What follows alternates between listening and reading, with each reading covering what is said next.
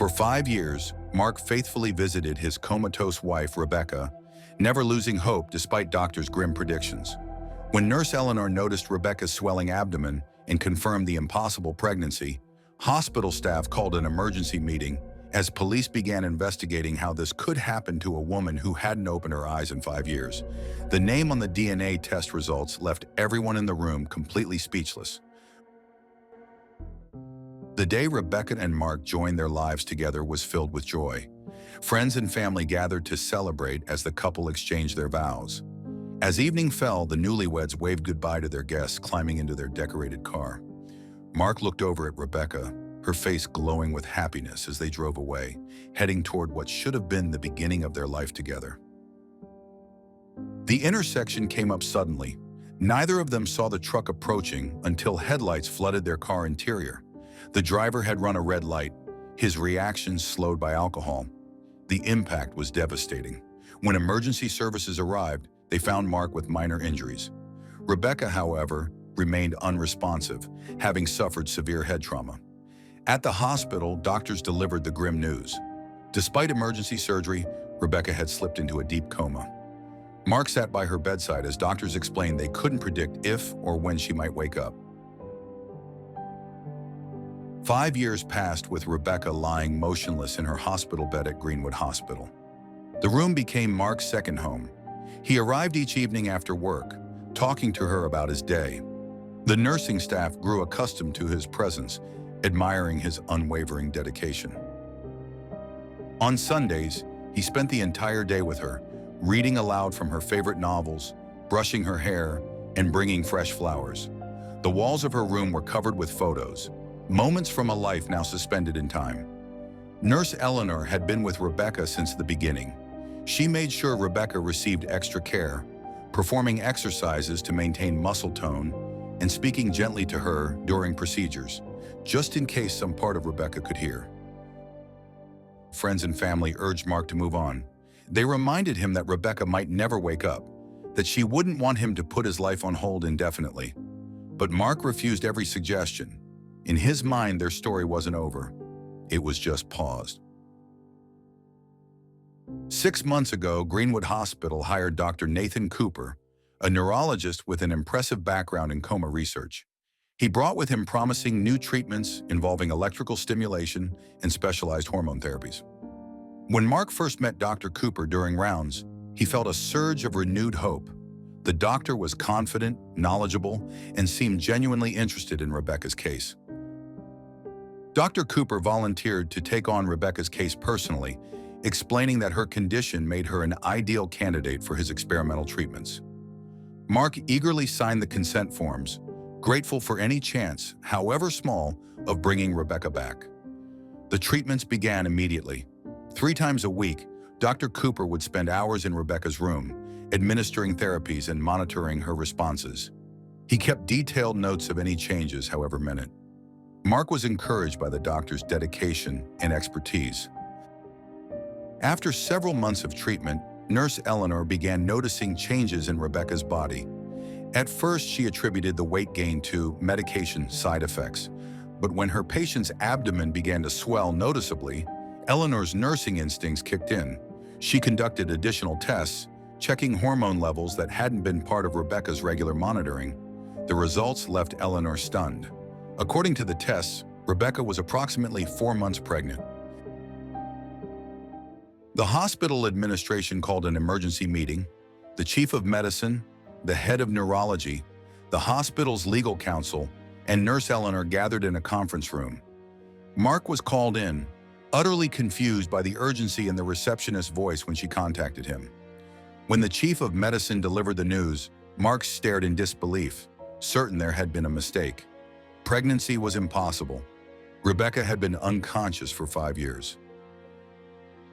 The hospital staff exchanged uncomfortable glances. The implication hung heavily in the air. Someone had violated Rebecca while she was at her most vulnerable. All eyes turned to Mark, the husband who visited faithfully, who was often alone with his wife. The unspoken accusation was clear. Mark's confusion gave way to anger.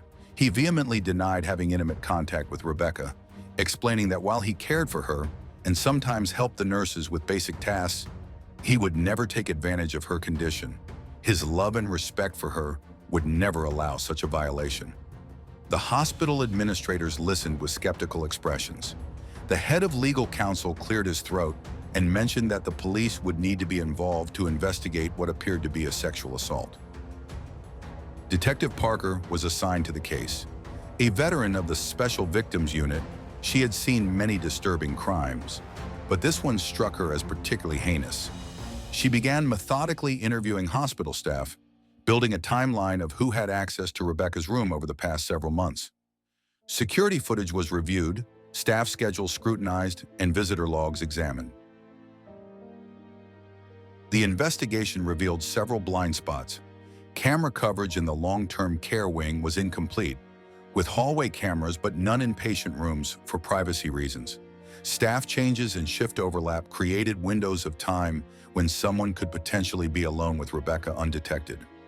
Detective Parker conducted thorough interviews with all staff members who had access to Rebecca's room, collecting statements and alibis from each person. As news of the situation leaked to local media, the story quickly gained traction. A vulnerable woman, unable to consent or even speak for herself, had been victimized in what should have been a safe environment. The community was outraged. Protesters gathered outside the hospital, demanding justice for Rebecca. The hospital's reputation was in jeopardy. Pressure mounted to identify the perpetrator quickly. Detective Parker ordered a DNA test to identify the baby's father conclusively. The results would take several weeks to process, during which time security around Rebecca's room was tightened. No one was permitted to be alone with her, and cameras were installed to monitor her room continuously. Mark continued his visits, now under the watchful eye of security personnel, his grief and anger compounding daily. When the DNA results finally came back, Detective Parker called Mark to the hospital. With the chief of medicine and hospital legal counsel present, she revealed that the baby's father had been identified as Dr. Nathan Cooper. Mark frowned, the name not immediately registering significance beyond being Rebecca's doctor. But when Dr. Cooper was brought in for questioning, something unexpected happened. The heart monitor connected to Rebecca showed an increase in activity. Her pulse quickened, and her brain waves showed more movement than they had in years. Under the weight of evidence and Rebecca's mysterious physiological response, Dr. Cooper broke down. The revelation that followed left everyone in the room speechless. Rebecca wasn't just any patient to him. She had been his high school sweetheart before she met Mark. When Cooper saw her name on the patient roster after accepting the position at Greenwood, curiosity led him to her room. The sight of her lying there, unchanged from how he remembered her, awakened feelings he thought long buried. Over time, his professional boundaries eroded, his obsession grew, and in a moment of profound ethical failure, he committed the unforgivable. Dr. Cooper was immediately fired, his medical license was revoked pending criminal proceedings, and he faced multiple charges. 3 weeks after the revelation, as the hospital prepared to deliver Rebecca's baby by C-section, a nurse noticed something extraordinary. Rebecca's fingers twitched. By the time her daughter was born, Rebecca had opened her eyes, beginning what doctors cautiously described as a slow journey back to consciousness. In a strange and unexpected development, medical experts theorized that the pregnancy hormones had stimulated brain activity and neurological pathways that years of traditional treatments couldn't reach. As Rebecca slowly regained awareness, she would face a complicated reality. A child conceived without her knowledge and a long road to recovery. For the first time in 5 years, there was hope. Have you ever wondered how you would cope with waking up to a world that had changed so dramatically while you were gone?